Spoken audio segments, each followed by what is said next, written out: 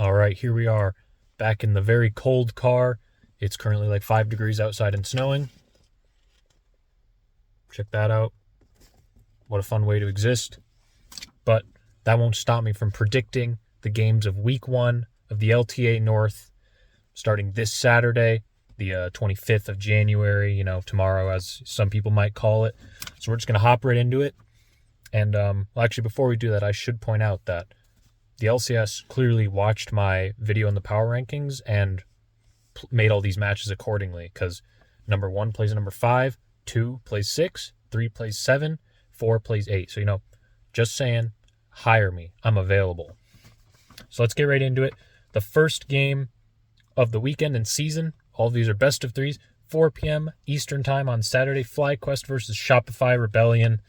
I see there's a little potential for an early upset here, I feel like, but Fly really, they stayed together the whole offseason. It makes me still not that worried about it. I just think that there are good players on Shopify, so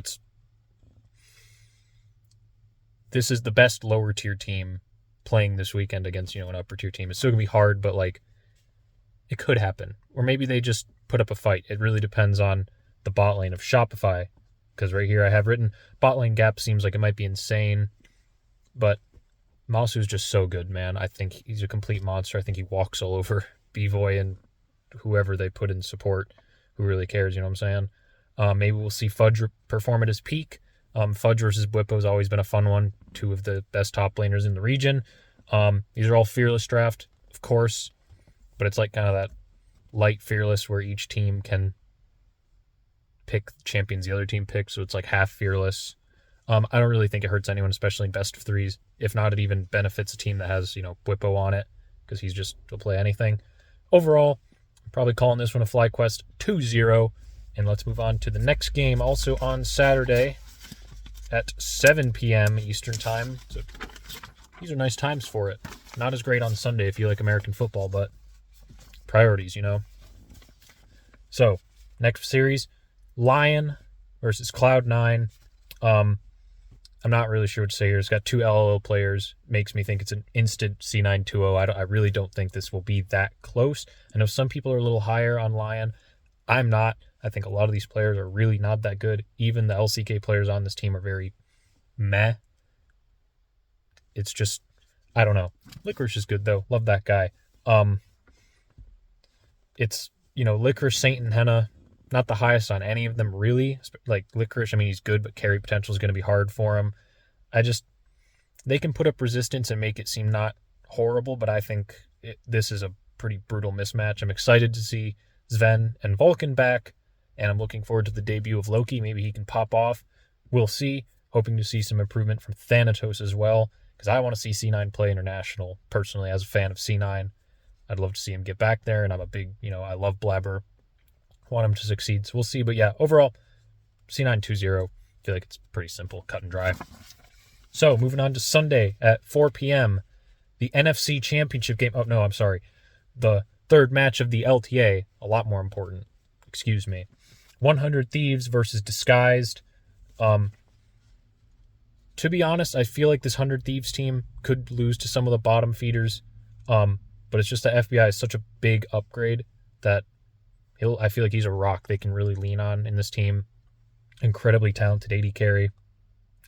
But on the other side, with Disguised, Huhi and Abadage, I really think they can help this team if they've, put in the time. There's a lot of young talent on that team that's very unproven. Very excited to see Scary Jerry's Tier 1 debut.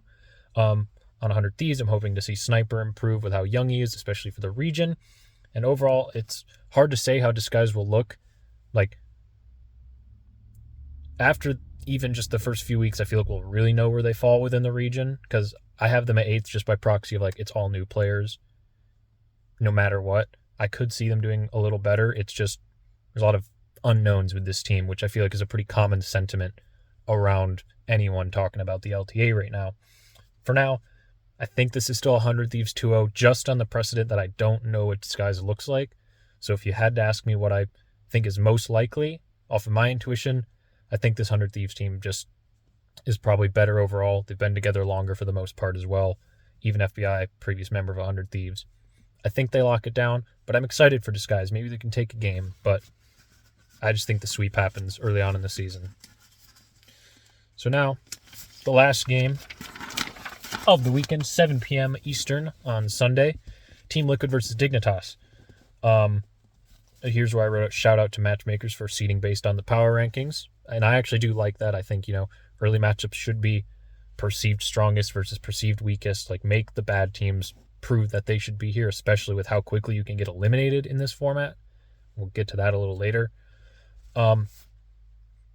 Overall, I think TL is just stronger every lane here. I feel like this one it almost feels like the most hopeless that a team couldn't win. You look at every single role and you're like, man, it just doesn't feel that close. I think TL 2-0s this one. I'd be the most confident in this 2-0 of any of them, to be honest. So that's all I really got for those predictions. I got some few closing remarks here, I do believe. Yes. So obviously I predicted all sweeps. I'd be surprised if any of the series went more than 2 games. Like, I could see maybe 1, but I think 2 is the most likely. I think we only see 8 games this weekend. It should give a good warm-up, though, to teams that we want to be representing our region at the LLA finals and, first stand and all that. I think it's good to get those jitters out. Like, I don't want to see Fly TL in a best of 3 in week 1. I don't want that. I want to see them playing best of 5s a month from now. That's way more interesting to me. And it should be noted that 2 of these teams we see play, of the first 4 best of 3s, 4 teams will lose. Then those losers play each other, and the teams that lose 2 BO3s in a row are done until the end of March. This is brutal. You could play 4 games and be done for the season. So maybe that'll put a fire under some of these other teams to really go for it. Realize that, hey, you have to go for it. Maybe do some tricks with the fearless draft and stuff like that, which I'm really excited for because when's the last time we saw it in NA? Ever? Not while I've been a fan. I've been watching since 2017. I have a sneaking suspicion that Disguise could somehow do something, maybe lower bracket. I just have this gut feeling that they're better than these other teams. I just have no confidence in that, and I did my power rankings based off of logic.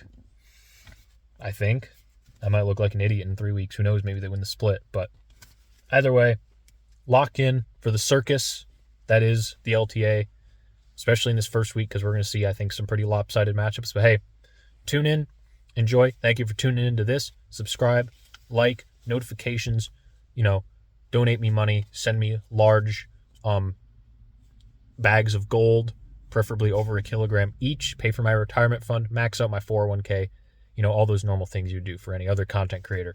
Thanks for watching, and I'll see you to break down the games early next week after they are played, and then some predictions as well.